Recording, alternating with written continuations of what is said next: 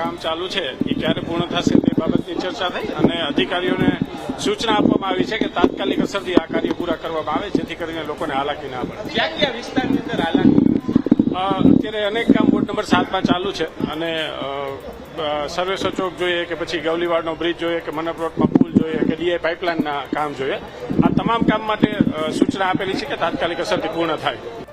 દ્વારા કોર્પોરેશનના 5 પદાધિકારીઓ અને સેન્ટ્રલ ઝોનના બધા ઓફિસરો, બધા ડેપ્યુટી કમિશનરશ્રીઓ અને ભાજપના શહેર રાજકોટ શહેરના અધ્યક્ષ બધાની હાજરીમાં મીટિંગ મળેલી હતી અને જે કંઈ પણ પ્રશ્નોનો નિવેડો આવી નથી રહ્યો અને ક્યાંક ચોમાસાને લીધે કે કોઈ બીજા કારણોસર પરંતુ લોકોને મુશ્કેલીઓ અનુભવાઈ પડી રહી છે, આના નિરાકરણ માટે બધાએ બહુ સ્પષ્ટ વાત કરી છે અને ટૂંક સમયમાં કોર્પોરેશનનું તંત્ર સજ્જ થઈ અને આનું નિરાકરણ લઈ આવશે એવી પદાધિકારીઓ અને કોર્પોરેટરોએ સ્પષ્ટ કોર્પોરેશનના તંત્રને સૂચના આપી છે.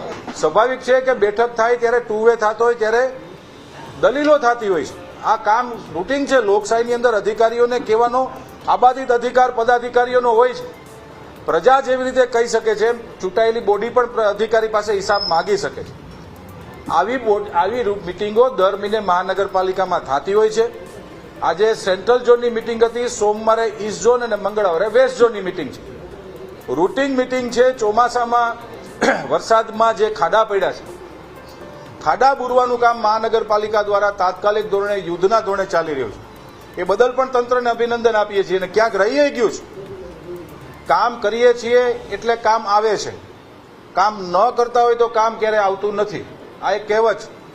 ભારતીય જનતા પાર્ટીના અમે સૌ કોર્પોરેટર મિત્રો અધિકારી સાથે આજે બેઠા હતા વેસ્ટ સેન્ટ્રલ ઝોનના. સોમવારે પણ બેસવાના છીએ. જે ભાષામાં અમારે જે રીતે અધિકારી સાથે વાત કરવી પડે એ સંવૈધાનિક ભાષાની અંદર અમે અધિકારીઓને સૂચનાઓ આપી છે અને ટુ વે કર્યું છે. તમારે પડતર તકલીફ હોય બોલો.